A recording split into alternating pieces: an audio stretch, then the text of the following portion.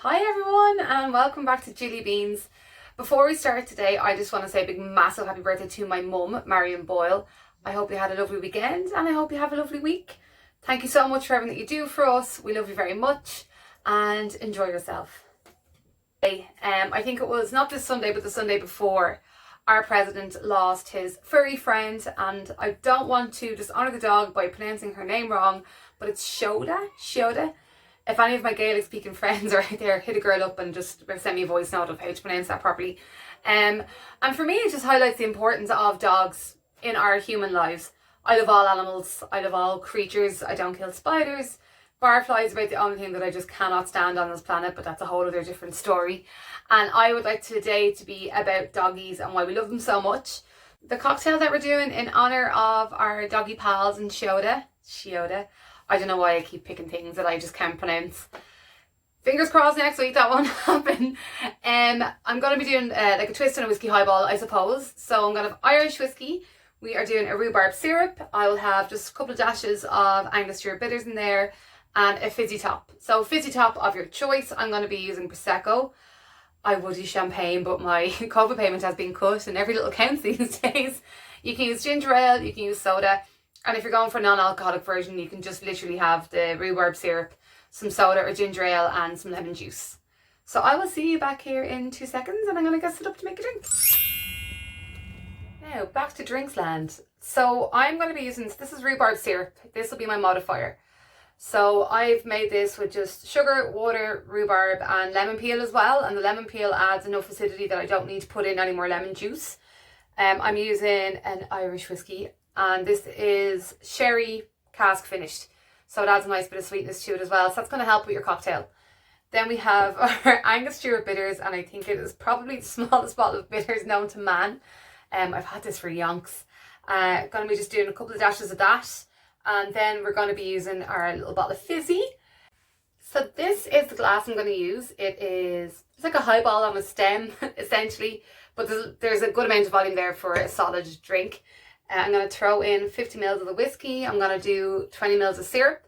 I'm going to put a couple of splashes of Angostura in. We're going to ice and we're going to top with some fizzy. For the garnish, I actually just got a potato peeler and just peeled off some rhubarb. So you have a nice little rhubarb spiral. And it just comes off pre-curled. Great. So on with the doggies. I have a theory. So hear me out. I sound like the crazy cat lady version but in dog. I'm convinced that doggies are either angels or they are otherworldly beings. So Lisa Doyle, she might be the only person that I've told about this, and I'm just going to say it to everyone. So doggies come into your life, you have them as puppies, they're super cute, then they start teaching you how to communicate non-verbally. So everything you do is based on emotion or energy or reading the signals of this little animal's face. And obviously it has needs like everything, it needs water, food, shelter, all that stuff. But I think unless you've owned a dog or a pet, I think it's all pets. It's not necessarily just to dogs. But I can only speak because I've only ever had dogs, bar fish, and they're cool too. But yeah, I'm just convinced that they are angels and they come down. They love you unconditionally no matter who you are. Then look at all the people they help. Now, there's obviously the argument of they help because they get trained to. However, they are really, really empathic animals.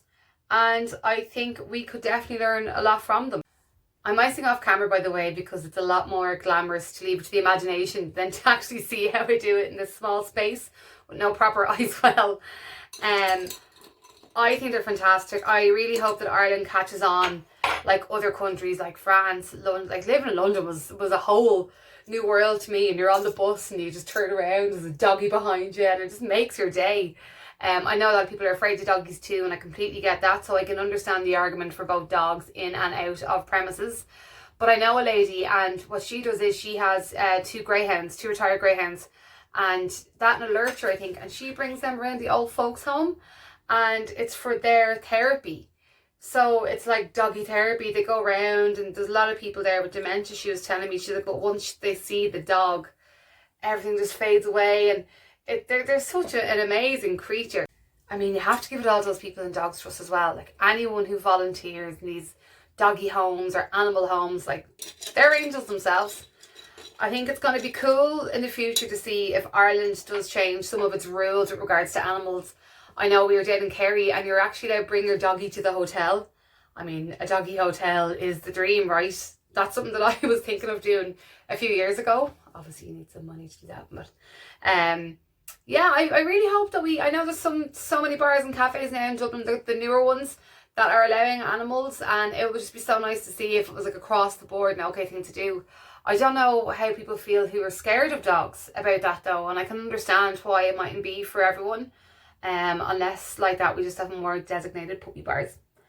So this is the finished drink. I hope you enjoy it. Thank you so much for clicking on and having the chats. I'm really loving the lovely comments. Thanks to everyone who's just been so kind to me and sharing their thoughts. If there's something that you feel I can do better, I know this gets a bit wonky sometimes, the in and out buzz might give people a bit of a headache, but I'm still trying to manage and figure out how to learn and videotape and do all this lighting. Thank you so much, guys. Have a lovely week, and we're going to be back here during the week and I will have a guest, and I also have something new that I'm so excited to share with you, but I don't want to ruin the surprise. Thank you. Bye.